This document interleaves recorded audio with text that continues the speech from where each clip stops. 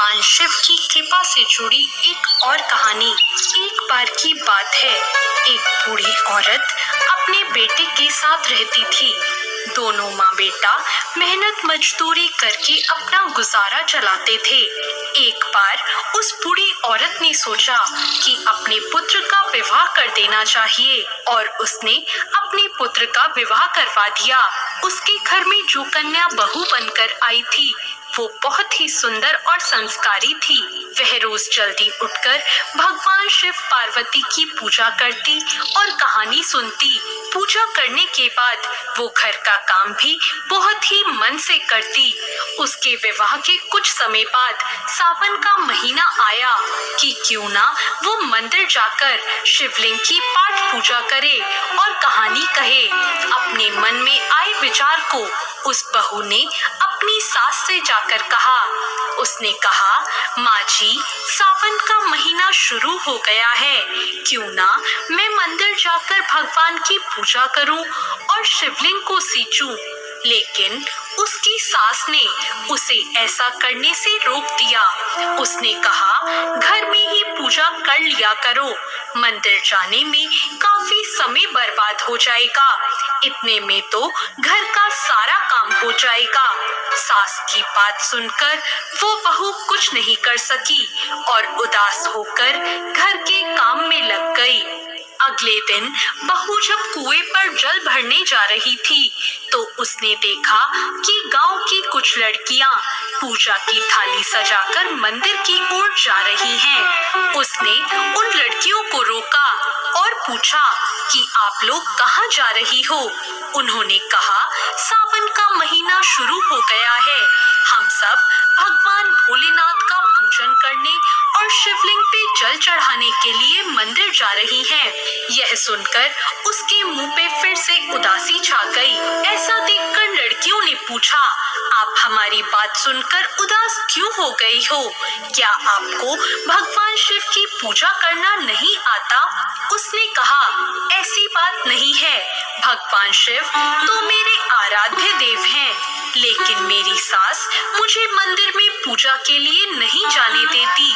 लड़कियों ने कहा, आप चिंता ना करें, आप रोज इसी समय पानी भरने के लिए आया करें और जब आप पानी भरने आओगी तब हमारे साथ मंदिर में पूजा कर लिया करो। बहू ने कहा, मेरे पास इस समय पूजा की सामग्री नहीं होती और अगर मैं उसे घर से लाऊंगी तो मेरी सास को पता चल जाएगा। लड़कियों ने कहा, कोई बात नहीं, आप हमारी पूजन सामग्री से ही पूजा कर लेना। यह सुनकर वो बहुत खुश हो गई और अब हर रोज वो उनके साथ मंदिर जाने लगी। वहां जाकर वो शिवलिंग को सींचती और भक्ति भाव से भगवान शिव का पूजन करती और आरती कहती। ऐसा करते हुए सावन का पूरा महीना बीत गया और आखिरी दिन उसने सोचा, मैंने हर रोज उन लड़कियों की पूजन सामग्री से ही पूजा की है, क्यों ना आज कुछ अपना भोलेनाथ को अर्पित कर दूं। ऐसा सोचकर उसने अपनी सोने की नथ उतारी और धोकर भगवान के शिवलिंग पर अर्पित कर दी और पूजा समाप्त करके वो अपने घर आ गई। अब वो अपनी सास से नजरें छुपाती हुई इधर उधर फिरने लगी, क्योंकि उसे डर था कि नाक की नथ के बारे में सास जरूर पूछेगी।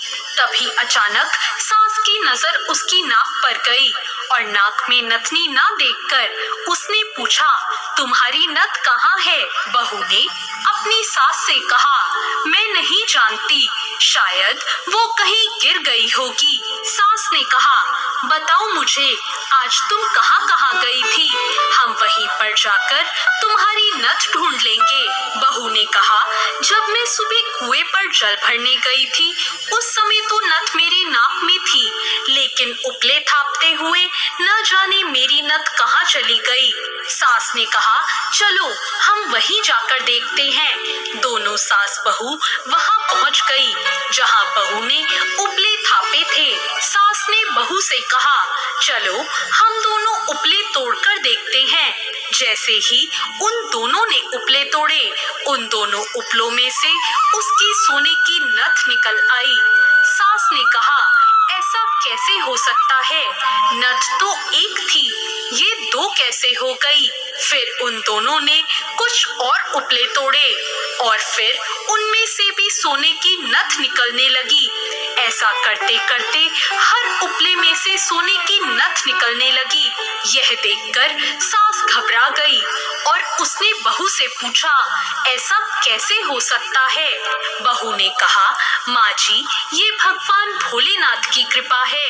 और बहू ने सारी बात अपनी सास को बता दी। बहू ने कहा, मेरी एक नथ के बदले भगवान शिव ने आज मुझे कितनी सारी नथें दे दी।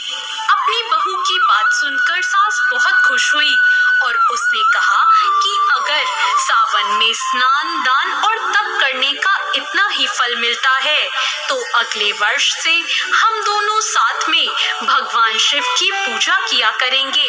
और अगले वर्ष से सावन आते ही दोनों सास बहू पूरे नियम के साथ भगवान शिव की पूजा और कहानी करने लगे। उन दोनों पर भगवान शिव की बहुत कृपा हुई। उनके घर में धन के भंडार भर गए और उसकी बहू को एक सुंदर पुत्र की प्राप्ति हुई।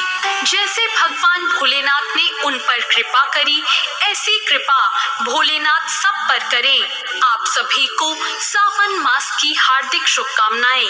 ये कहानी आपको कैसी